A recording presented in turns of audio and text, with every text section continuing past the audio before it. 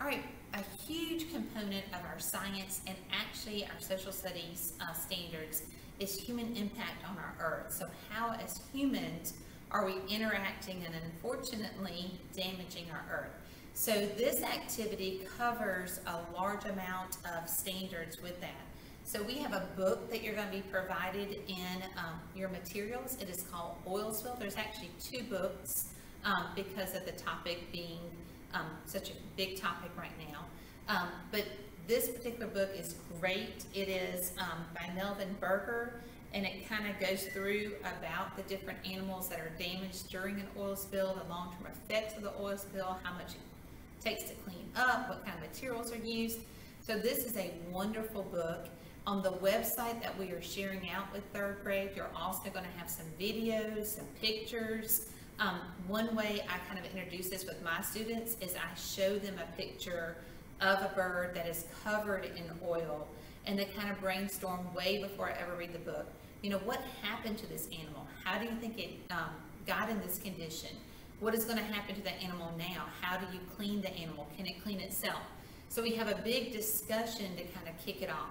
Well, this activity, you have a bag of feathers that you're going to be given, and we are going to download the actual STEM activity. It will be on the website for you to use. It has all the directions. It tells you exactly what to do. Feel free to modify it however you would like to. But the students will be given a container that has a mixture of oil and water, and then they'll each have a feather that they're going to put into the mixture and coat, and then they'll make some observations about this that's included in their data sheet. You know, what happens to the feather? So they need to look at it first. You know, it's fluffy, the you know, different hairs on the feather spread out, and then as it comes together, what happens? Well, it's slick. You can feel, oh, the oil on it is awful. So they can kind of see how that changes. The weight of the feather is amazing. So it goes really super light. They may even want to throw it up and kind of see how it goes down. Don't let them throw this up, but maybe just kind of drop it and see just how it goes down to the ground. And think, if one feather changes so much in the weight of it, then how does that affect the entire bird that has thousands and thousands and thousands of feathers on it? So their investigation, their STEM investigation, is how do I clean this bird feather off? So you're going to use some common household items that are pretty inexpensive. These are not included in your kit, and to be honest, I went through my house and found most of these just there in my kitchen and around the area. So the activity recommends sawdust.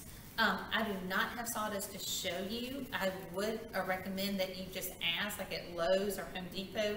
They are happy just to wipe up, you know, and give you a baggie of that. You just call them, you tell them a teacher, and especially Home Depot, I found, will do almost anything for teachers with a smile. So it's really nice. But sawdust can be used. They can use actual bar soap that they're going to be working with. They can use dishwashing detergent on here. Sand is another good thing for them to use, and salt. So all of this is in the STEM activity. It tells you exactly what materials you have, and the students are going to create a solution or a mixture where they, that kind of goes into a whole different science, where they are going to use two of these items, and if they want to just use one, they can. I've had a lot of students, hey, can I just use the sand? Can I just use the dishwashing detergent? Absolutely. But they're going to come up with some type of mixture on their own, and they're going to see how well they can clean their feather. And the best thing for you to do once they clean their feather is to use a paper towel. So I've put a paper towel down here to kind of catch this so I'm not making a big mess.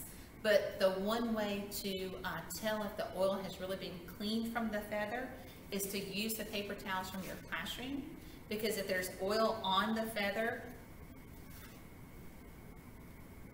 it will actually mark the paper towel. So this is a great way of kind of seeing, is the feather actually getting clean, because at a certain point in time it's going to look better than it did before, but it's still wet. So is it wet with water, or is it still coated in oil?